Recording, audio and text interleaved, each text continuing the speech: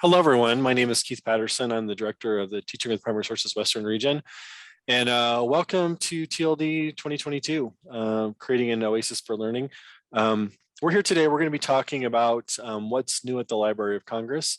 As you may or may not know, the Teaching with Primary Sources program is sponsored by the Library of Congress. And one of the big things we want to do is raise awareness of the resources that are available at the Library of Congress website. And so today our objective is to take the next 30 minutes or so to kind of just take a deep dive into what's new in the last year at the Library of Congress. Some of it's a little older than that, but I don't know that many people know about it. So Kyle is going to be joining me. I'll let him introduce himself right now.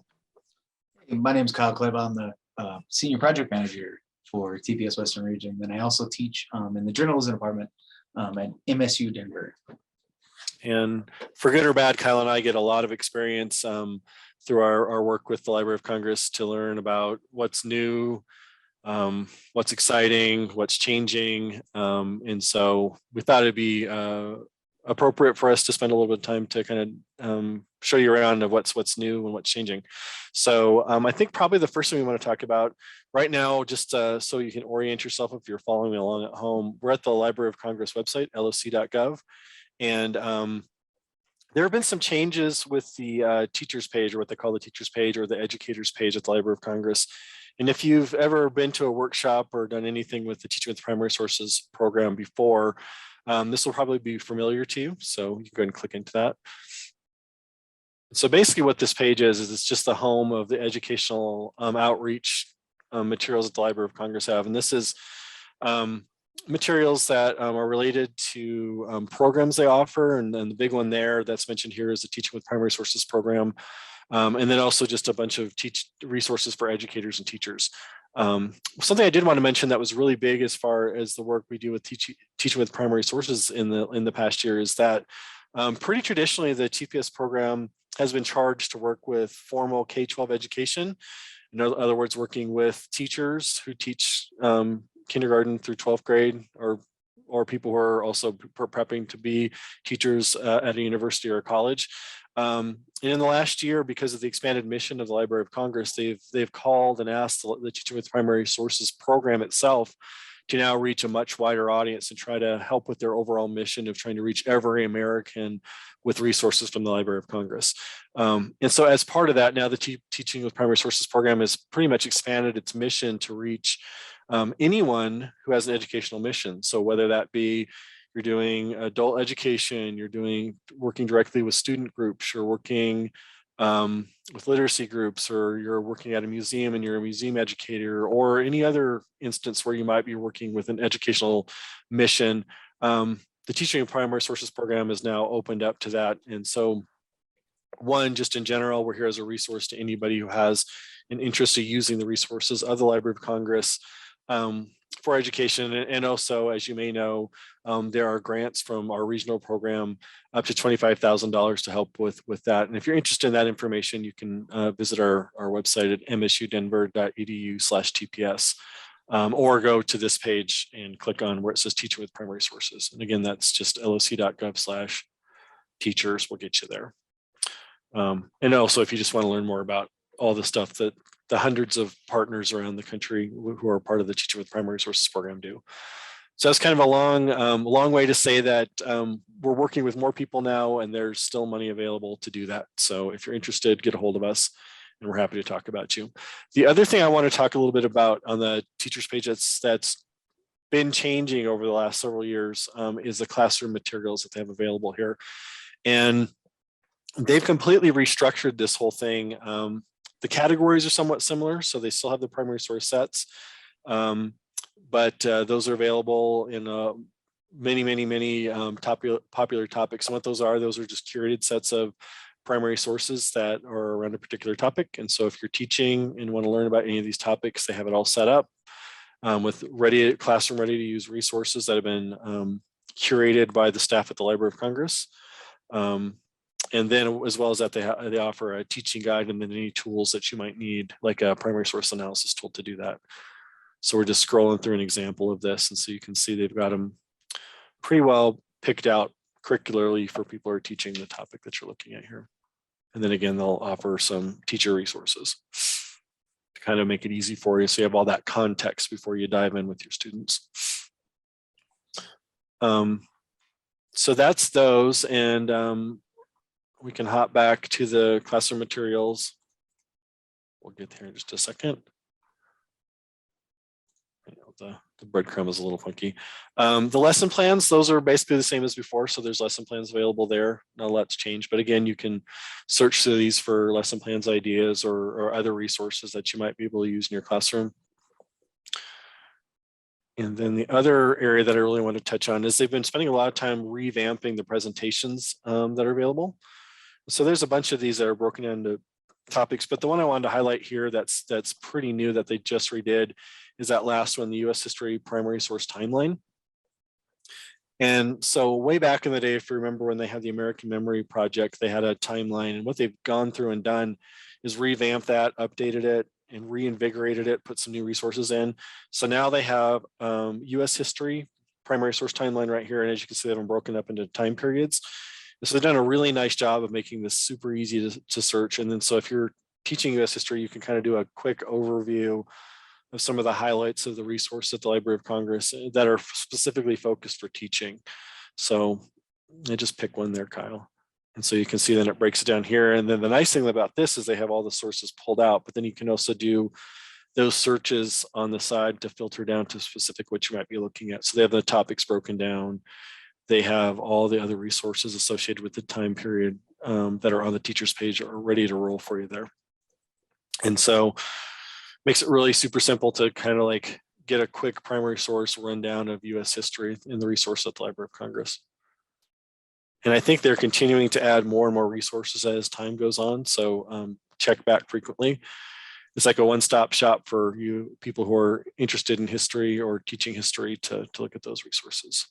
And again, they've also moved this up, so now it's clear up into the, post World War modern U.S. history era as much as they can. Which the resources kind of dwindle because of copyright, but they pulled the best of those newer things out. So they have some things that might be of interest to you as far as modern history and when you teach those things.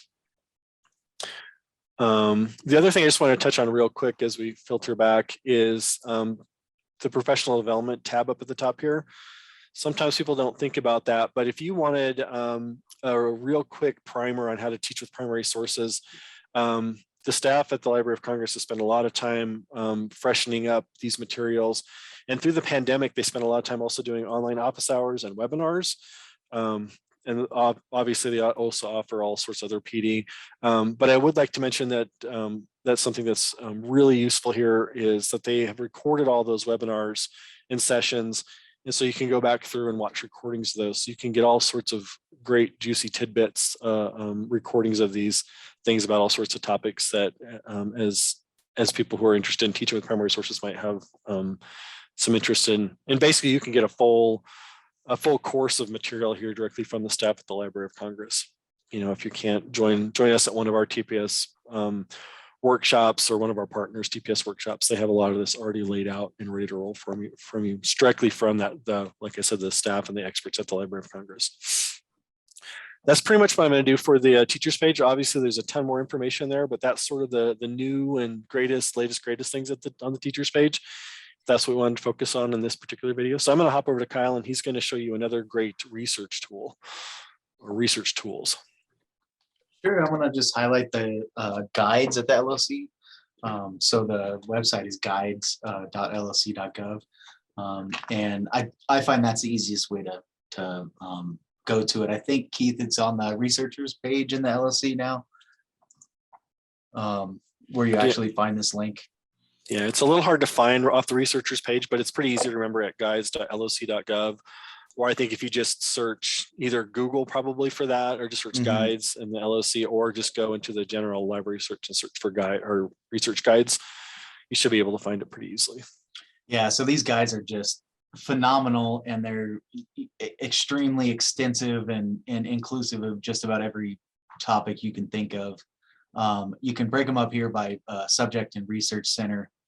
The search is super helpful too if you're just looking for one type of guide around a certain topic or person. So if I type in Lincoln here, Oh, it won't let me. There we go.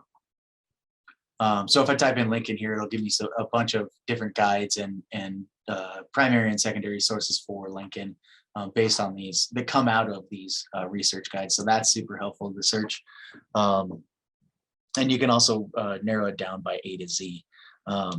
One of the guides though that I just want to show real quick is, let's see, it's the middle school.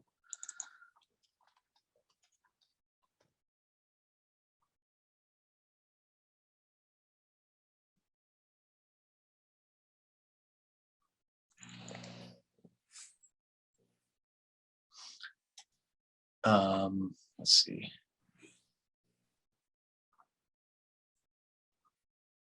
Right there, search strategies. So these are kind of nice too. They'll give you where it comes from. So that's digital collections and exhibits it comes from. So there's the article in there.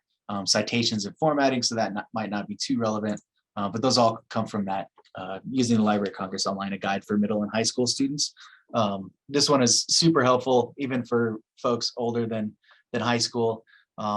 Fairly new last year, 2020, and they've updated it in 2021, but it gives you students a good idea on how to do research on the Library of Congress website, how to find primary sources and secondary sources using the Library of Congress's website. This one I just think is super helpful for anyone doing any type of research on the library's website to help, find credible and interesting resources. That particular one is, we get the question all the time, is like, it seems really daunting to get my students to do research at the Library of Congress. And that set is basically there to get over that hump, that skill of researching. So it kind of walks them through terminology and strategy and all the things in between. So super helpful. And then the research guides, I would just like to remind people that those are, as the research or the staff and the curators at the Library of Congress are all like world leading experts in all these topic areas. As they are doing research, they are constantly just creating these research guides and posting them up. So new ones are going up constantly. We had a meeting with one of the people who does these, and they're saying they're posting 4 to 5 of these a week, something like that. So if you're not finding it now, there's a good chance that you haven't found it. Another important thing to mention with these is that up at the top, Kyle, there's the Ask the Librarian service.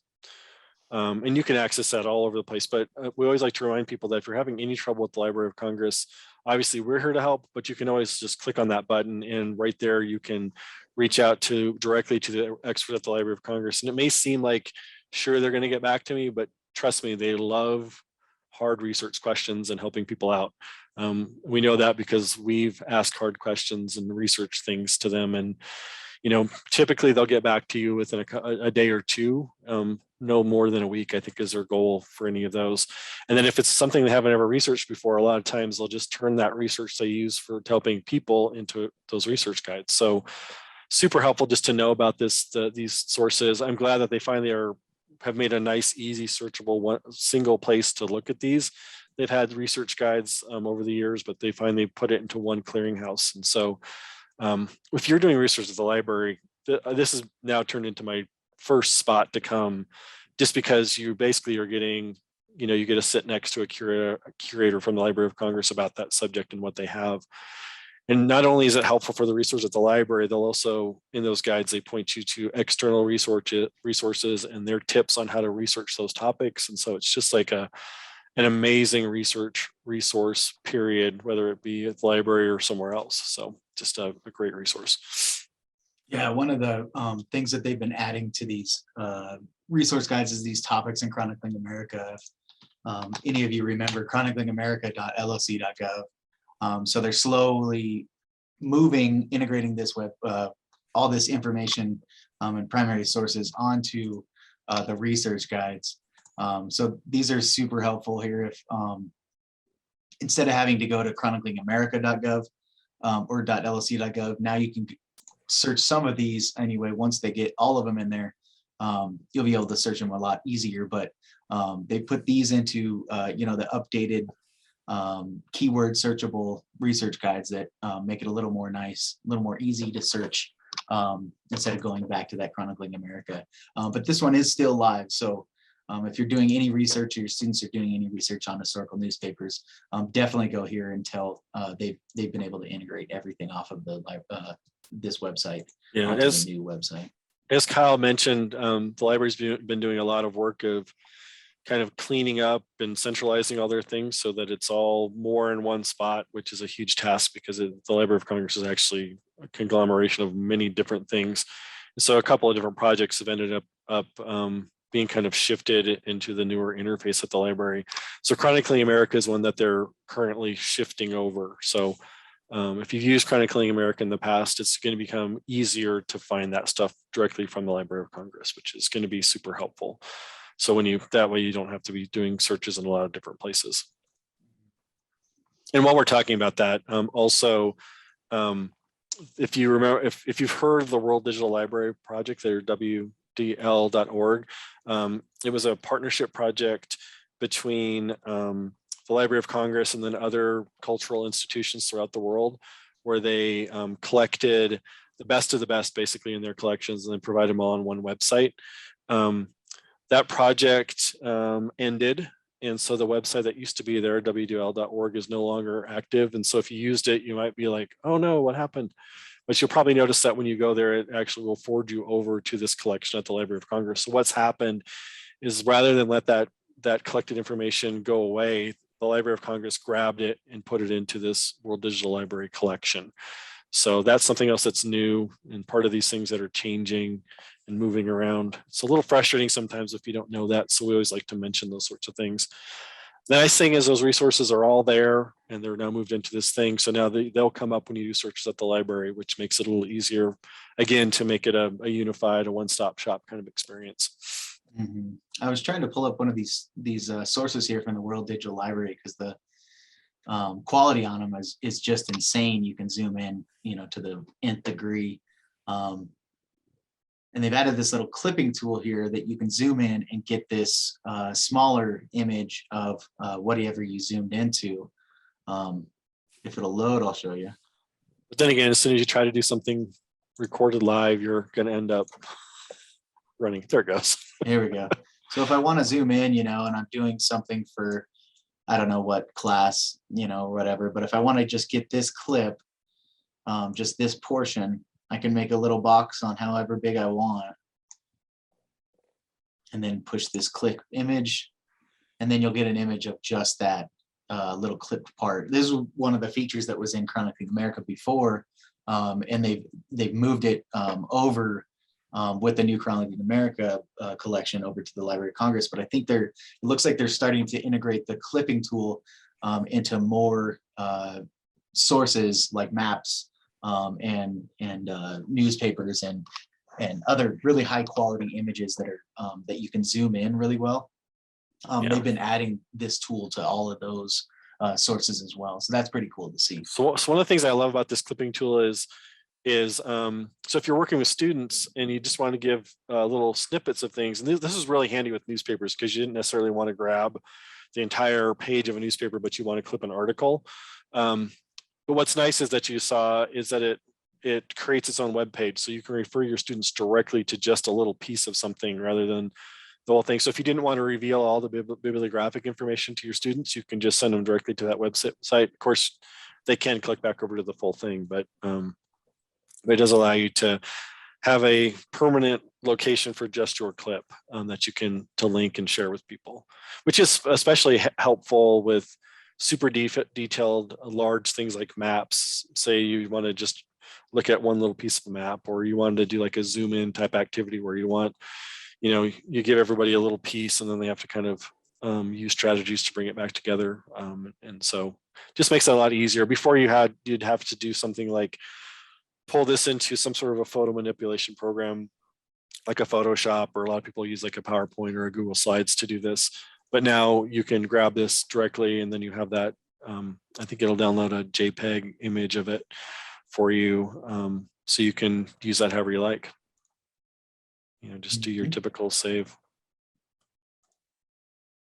So anyways, that's a new tool and a new way. So like Kyle mentioned, this will show up with the newspapers. I know that it's pretty much fully implemented into the maps. And it looks like they're starting to roll it out to some of the more of the photographs and things as well. And I'm assuming it's probably going to show up eventually in all the collections, that all the, I should say, all the visual things that would benefit from having a clipping tool. Before I move on past the guides, I want to show off these story maps that the LOC has been quietly creating this past few years. But these are just really cool, and you can access them here through researchers. And then if you go all the way down, there's a link right here to the story maps. And I think you can also just search story maps in the LOC website, or you can just Google Library of Congress story maps, and this will come up. But these are all done with the ESRI map software, and these are just phenomenal story maps that go with the primary sources from the Library of Congress website. They've taken all of this research, put it into a really nice, visually appealing format that can be fun to learn with, fun to use to teach with. Yeah, these story maps are really great, and they keep adding to these. Yeah, think about if you have a sub coming in and they need something to present, that they're all pretty well just, they have everything put together. Think of those guides that they put, those guides they put together. Imagine putting them together in a really nice way that the intent is really to geo-reference things, but it also has nice tools to create a nice visual story, like a what do you call a mixed media sliding graphic sort of thing. So you just kind of slide through all of them, and you can have, yeah, kind of a nice little presentation format. And there's just tons of resources in these. And the best part is they've all been, all these sources and research has been made by and curated by Library of Congress staff, including the archivists and other educators. So it's really good. So that again, they're experts in their field when they do these, and so they're basically just sharing their knowledge in another way that you might as well. No need to reinvent the wheel if you can, start from some of this stuff. So those are story maps, and again, you can find them on the researchers tab. Kyle probably can hop back there just real quick. It's kind of hard to find because both the guides and the story maps are kind of buried. But again, if you just remember guides.lc.gov, and then that you can search for those story maps and they'll pop right up. So I think the next thing we want to talk about, which is always kind of interesting, is so the Library of Congress, they are always collecting things. And so Castell researchers. So I just wanted to show some of the new collections that they've collected over the last, these are fairly recent, but we always like to talk about some of the interesting things that's their collection. So this is actually a kind of a mini tip out of this is also, if you really want to stay up to date what's new at the Library of Congress, get into their social media and read their blogs. Because this is just out of one of their blogs called The Signal. And it's talking about what's the latest and greatest collections at the Library of Congress. And you can browse through this blog post. I think probably there's some really obscure things in here. A couple I found kind of interesting was the very first one is motion picture copyright description collection. And I don't know, you'd have to get kind of creative for educational, but basically these are the written descriptions from early movies that were submitted to the Copyright Office, which is located at the Library of Congress. So these are the little write-ups they did in order to get their script ideas copyrighted. And it looks like they're not all quite pulling up quite yet. But anyways, so they're kind of there. They're all like from the 1920s or earlier. So they're all fairly earlier. So if you're a film buff, it might be kind of fun to look at these and read through the copyright write-up for these old movies. So they're kind of fun. Some of the interesting and obscure things that end up at the Library of Congress. The other one I think is like really super important, especially if you're teaching civics, is the United States Congressional Serial Set. And so basically what these are is these are records from Congress, and they publish these serial set books that basically have all the proceedings of Congress in them. And if you knew where to look, the really old ones back from the colonial days up, I think, until the turn of the 18th century they had that serial set in a collection called A Century of Lawmaking. but so that those were up there, and so you could search through all those old congressional records from clear back in the day. But that set that went from that set up until more modern times were not digitized, and so I think you could find them like in the governmental records in certain libraries if you really need to find them. But now they have them digitally available at the Library of Congress. So if you want to go look through the nuances of laws as they were passed, and boy, we could go into any sorts of directions. I think even like going through like the civil rights legislation, you could track all of the, and of course the website's having issues. But anyways, so you could track any of those issues through Congress, all the things that all the people, congressmen said, all that stuff is included in this. And so it's another way to look at your civics and to look back at historical legislation. And I think this set, it says it covers it up to 1994. So they have that, I think, I can't remember what the years were on this new set that they put up. But pretty excited they finally got those digitized and up online. 1817 to 1994. So those were all included in these sets. I think the more modern stuff you can actually find on congress.gov. I don't know if there's a gap. I haven't looked to see if there's a gap between what's in this set up to what's currently housed in the congress.gov website, which has a much more detailed set of congressional information. But boy, a conversation for another day. But if you're teaching civics and you're really interested in digging through this old legislation for research projects and such, it's a huge collection and a nice thing to have available to us now. I know I've wanted to look through stuff and it just wasn't available without doing some deeper research at a different library where you could get a hold of a physical copy. So it's just nice to have that. I think there's some, what else, anything that strikes your eye in there, Kyle? They're all probably interesting. You know, they're all, these were the single sheet maps. I'm not sure how, you know, what this would be used for too, but I think it's really interesting that they've archived the notes from sheet music or map archivists. Just kind of an interesting thing to see what you know, notes were put on there during the time. I don't know. And there's more stuff that's come out in the last year, but we're just going to look at this for sake of interest. If you're really interested in what's new, like I said, follow the blogs, and they're always popping up new information about new collections that come up, new things they've learned. And I'll show you too, just real quick, these the blogs are all located on blogs.loc.gov, and you can subscribe to each one of these right here. They're all really great blogs having to do with different types of content. The teacher blog, the Teaching with Library of Congress blog is phenomenal because you're going to get you know, teaching resources, but also the other, you know, Folk Life Today is fun to see what kind of folk resources are out there. There's all sorts of great, really great blogs from them. It seems like all the different reading rooms and departments have pretty much created their own blogs. So the one we were just looking at that had the new stuff was called The Signal, which comes out of the what do they call it, from the, I don't know who they are, but I think they're the ones who are the archivists who are handling all the files. I know there's so many different departments and things, but interesting. And of course, there's the main Library of Congress blog, which has always got the really big stories. Yeah, absolutely. I had a really great one on Black History Month that's in there, but we don't need to dig into that. But you know, there's always really nice topical stuff.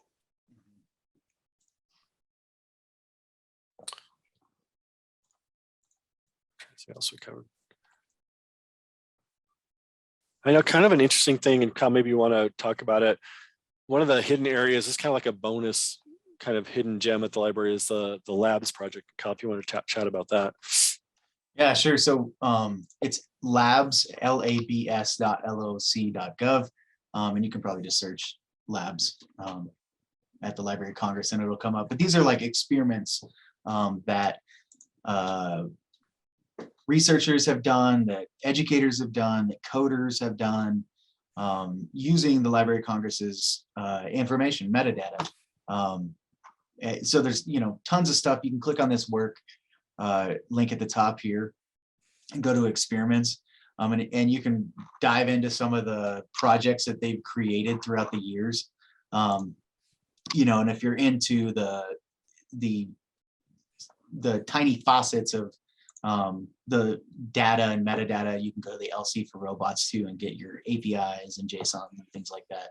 But the one I wanted to And Go what ahead. that's based, I'm sorry, what that's all based around is that, so the Library of Congress has hundreds of millions of records in their catalog. If you remember, if you're old like me, you'll remember the physical paper cards. So they have hundreds of millions of things in their catalog. And since they're librarians, and the librarians out there will empathize, so they collect all this data about, the subjects and the books and when they're published and who published them and all sorts of different things, so they can find that information later. So that set of information is in the Library of Congress's metadata set, and they open source that set of data. And so basically they're saying, hey, people who work with data and do data work or do programming and stuff, here's a free data set with lots of information in it. What can you do with it? And so this is what they do. They actually have an innovator in residence who does a lot of these projects, or they'll have several of them sometimes. So they come up with these different projects where they come up with anything from, there's a DJ tool that uses different random sounds from recordings that are at the Library of Congress. There's a one there that has, where it goes through and looks at different color patterns, and that's one of the things that they look at is the color in images. So they have different color sets. They have things that use AI to pull text off of cartoons. They have things where people digitize. It's all over the place here. But anyways, Kyle, we wanted to show them one in particular. That's nice. That's an interesting experiment for teachers. Yeah, this speculative annotation was created last year by the innovators. Yeah, the innovator in residence. Yeah, I wasn't sure if the teacher resident did it or if it was what it was. Yeah, sorry. So if the speculative annotation, you can click on that. So this is like a website that you can use, your students can use, you can use with your students. But they've given you some sources that you can annotate, have your students annotate, add word clouds to it, kind of whatever you want to do. But the nice thing about it is you can highlight different parts of whatever the source is, clear it. You can kind of do this with your students as a learning activity. That's what's really nice about this.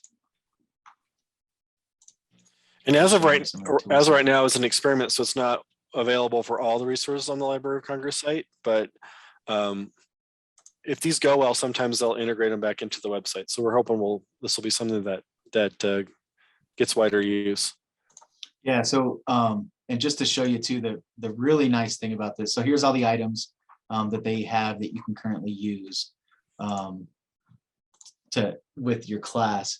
And then some of them will have, this one doesn't have it. Let me click a different one that will. The LOC staff has made their own annotations too. So you can kind of like get more information about what an archivist would pull out of an image. Kind of just a really cool tool that they started messing around with at the library. So partially, like I said, this is an experiment, so you can't necessarily widely use this use this with any source that you pull up. But again, steal the idea here. At the bare minimum, it's kind of fun to play around with. Like I said, these are kind of some bonus ideas, but there's certainly other ways to annotate it. And if you'd like to learn more about that, get a hold of us, and we have other tech tools that you can use. But it was kind of a fun thing that they're playing around with, and something to maybe talk about in the future if they end up integrating it further into the website. Mm-hmm.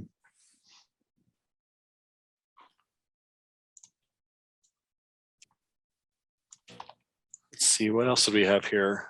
We're going through our list of things. I think that was most of them. Yeah, there is a new, at the LOC, they also have this By the People project. And I believe it kind of started out of the labs project, and then they made this tool, and then now they crowdsource transcribing of documents.